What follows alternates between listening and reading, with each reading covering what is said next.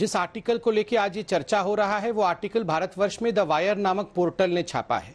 बड़ा स्पष्ट रूप से खुद वायर कहती है कि अगर आपका नाम इन 300 के लिस्ट के अंदर आता है तो ये जरूरी नहीं है कि आपके फोन को हैक कर लिया गया हो, या ये जरूरी नहीं है कि आपका फोन सर्विलेंस में पेगासस के माध्यम से डाला गया हो। हाँ, हो सकता है कि आप एक पॉसिबल टारगेट हो या भविष्य में एक पॉसिबल टारगेट बन सकते हैं। बताइए, जिसमें मे बी नॉट, हो सकता है, नहीं हो सकता है। अरे लिखने वाले ने ही सारा का सारा भ्रम और कंफ्यूजन फैला रखा है। आप बताइए, उस कंफ्यूजन के आधार पर हिंदुस्तान के पार्लियामेंट को बंद कर दिया जाए, हिंदुस्तान के पार्लियामेंट में कोई और विषय डिस्कशन ना हो। पुरानी कहावत है, चोर चोरी से जाए, हेरा फेरी से ना जाए। तो अब उसे कहा जा रहा है कि मोदी अमित शाह स्नूपिंग से जाएं, सर्वेलेंस से ना जाएं। भ्रम अगर कोई फैला रहा है तो वो केवल भारतीय जनता पार्टी, माफ कीजिएगा, भारतीय जासूस पार्टी और उनके प्रवक्ता फैला रहे हैं। और मैं तो कहती हूँ कि भ्रम बिल्कुल फैलना ही नहीं चाहिए, और भ्रम से छुटकारा पाने का केवल एक और एक उपाय है, और वो ये है कि एक निष्पक्ष जांच हो, एक सुप्रीम कोर्ट मॉनिटर्ड जांच हो, जिससे दूध का दूध और पानी का पानी हो जाए। 18-19 में राहुल गांधी पे जासूसी करवाई थी, 21 में आके नींद खुली, और भी किसके कहने पे? एमनेस्टी इंटरनेशनल और फॉरबिडन स्टोरीज। इन लोगों के कहने के अनुसार आपके हिसाब से जेपीसी जांच बैठा दी जाए। संसद का एक एक मिनट कीमती होता है। इनकी मंशा ही यही है कि 19 अगस्त तक संसद में कोई चर्चा ना हो। इसमें 40 से ज्यादा पत्रकार हैं, इसमें कुछ संवैधानिक संस्थाएं हैं, जैसे हमारा चुनाव आयोग है, कुछ पुराने जजेस हैं, और निजता का भी प्रश्न उठ रहा है। कुछ महिलाओं का भी नाम आ रहा है जिसमें उनके प्राइवेट फोन टैप हो रहे हैं। तो इससे तमाम भारत की महिलाएं भी असुरक्षित अपने आप को महसूस कर रही हैं। मैं कहना ये चाहता हूं कि इसमें दूध का दूध, पानी का पानी होना चाहिए। इतनी शर्म का विषय है, पिछले 15 मिनट से संबित पात्रा और रागिनी नायक, मतलब इतनी शर्म नहीं आई कि एक अपने नेता की भक्ति के आगे दोनों को न तो देश हित में कोई सवाल पूछना है, न कोई चर्चा करनी है, सिर्फ चीखना चिल्लाना और हमारे नेता तुम्हारे नेता। सवाल ये है कि सरकार अमेजॉन को कंट्रोल करने की कोशिश करती है। अमेजॉन यहाँ पे क्लाउड नाम की फर्जी कंपनी चला रहा था एफडीआई को वायलेट करते हुए।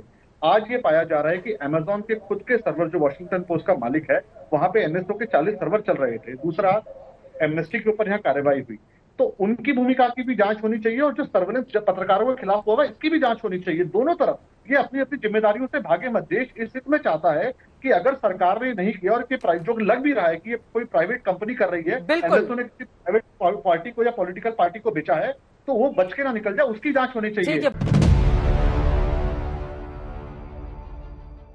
क्या पेगासस के साथ सरकार की कोई डील हुई थी, हाँ या ना? आपने खरीदा है उस सॉफ्टवेयर को, उस स्पाईवेयर को? इसका जवाब मैं दे नहीं सकता हूं क्योंकि मैं सरकार में नहीं हूं।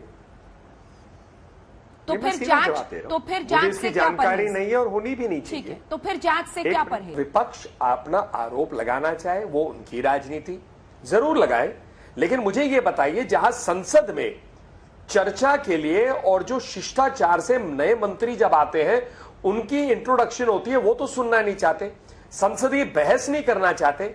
संसद में ऐसे रूल्स हैं जो सांसद कल टीवी पे हमें समझा रहे थे कि वो कह सकते हैं, शायद एक रूल है 267, उसमें जो भी कहे एक चर्चा हो सकती है। वहां से सरकार से, वहां से तो विपक्ष भाग रही है और कह रही है जेपीसी करे, संसदीय प्रक्रिया में, एक नई प्रक्रिया में राजनीति करे। तो ये राजनीति है, उनका अधिकार है। सरकार की तरफ से तो कोई बताए कि पेगासस भारत सरकार ने खरीदा या नहीं, कितने में खरीदा, कब खरीदा, कितने लोगों का आपने जासूसी की, इसके विवरण क्यों नहीं देते आप यहाँ पे बैठ के? आप यहाँ पे बोल रहे हो कि आरोप तो कोई भी लगा सकता है। अरे 30 से ज्यादा बड़े अखबारों ने आरोप लगाया। अगर आपको लगता है वो आरोप गलत है तो उनके खिलाफ डिफेमेशन फाइल कीजिए। जासूसी निजता पे हमला है। ये एक पहला स्टेप है जो आप पुलिसिंग स्टेट की तरफ जा रहे हो। ये स्वस्थ लोकतंत्र के लिए अच्छा नहीं है कि जहां पे पुलिस का कब्जा हो तो लोकतंत्र का, तो आप इसके मतलब लोकतंत्र का ही गला घोटना चाहते हो। यही तो आपका मकसद है। और सरकार अगर गैर कानूनी काम करेगी तो सरकार दूसरों को कैसे सिखाएगी कि कानून के दायरे में रहना है? अगर ये मान लिया जाए कि निजता पे अगर ये जासूसी हो रही है तो सरकार गैर कानूनी काम कर रही है ना, तो सरकार गैर कानूनी काम कैसे कर सकती है, ये बताइए मुझे। इसलिए सरकार ये कटघरे में है। ये सरकार की जिम्मेदारी बनती है कि सरकार सामने आए और सरकार बताए। अंजना जी, जब देश की संसद चल रही हो, हाँ, तो कोई भी किसी भी मुद्दे पर संसद में बात सामने आनी चाहिए। सार्वजनिक जगह पे वो बात सामने नहीं आ सकती जो अपेक्षा कर रहे हैं अनुराग भदौरिया जी और गौरव वल्लभ जी। लेकिन देश की संसद चले तब तो बात सामने आए।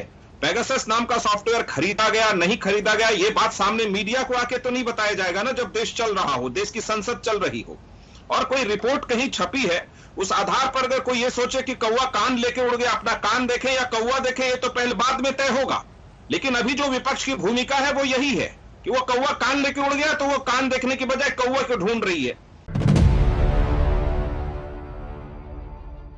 पेगासस सॉफ्टवेयर से जासूसी के मामले पर हो रही राजनीति अपनी जगह है, लेकिन इसने साइबर सुरक्षा की गंभीर बहस भी छेड़ दी है। हम आप सभी अपने फोन, लैपटॉप, डेस्कटॉप के जरिए साइबर हमले की रेंज में हैं। इसीलिए आज हमने एक्सपर्ट्स की मदद से पेगासस जैसे सॉफ्टवेयर से खुद को बचाने वाले ऑनलाइन व्यवहार को डिकोड करने की कोशिश की। ये एक बहुत ही शक्तिशाली स्पाईवेयर है और इसे बनाया ही इस तरह से किया गया है जिससे कोई भी इसे आइडेंटिफाई या डिटेक्ट ना कर सके। इस केस में ना तो शायद आपको कोई कॉल आएगी, ना आपको कोई एसएमएस आएगा, ना ईमेल आएगा। इनफैक्ट ये भी हो सकता है कि आप अपने फोन को हाथ भी ना लगाएं और फिर भी उस पर पेगासस का अटैक हो जाए। और ये हमने देखा भी है बहुत सारे स्मार्टफोन्स के साथ।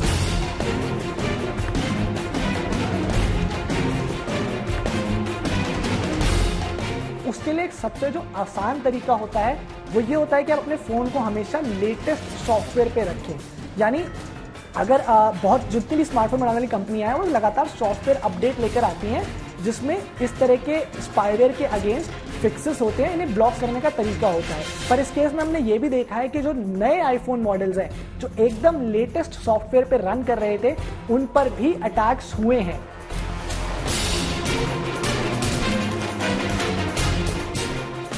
अब दूसरा जो तरीका है इसके अलावा वो है कि बहुत सारे मार्केट में इस तरह के टूल्स होते हैं जिनका इस्तेमाल करके आप इस तरह के अटैक को डिटेक्ट कर सकते हैं। बट अगेन जो ये टूल्स हैं ये सिक्योरिटी रिसर्चर्स को ध्यान में रख के बनाए जाते हैं और शायद एक आम स्मार्टफोन यूजर उन्हें उतनी आसानी से यूज ना कर पाए।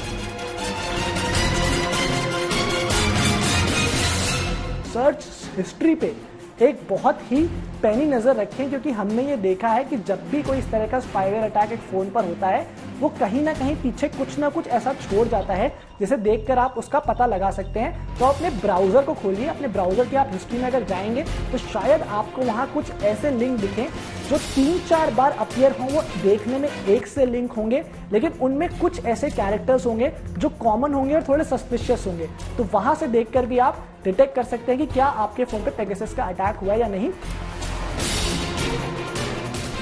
ध्यान रखने वाली बात लेकिन यह है कि जस्ट बिकॉज एक अटैक हुआ है इसका मतलब ये नहीं है कि आपका फोन इन्फेक्टेड भी है। हमने बहुत सारे ऐसे केसेस देखे हैं जहां पर हैकर्स ने अटैक करने की कोशिश करी बट फोन जो है वो इवेंचुअली इन्फेक्ट नहीं हुए थे।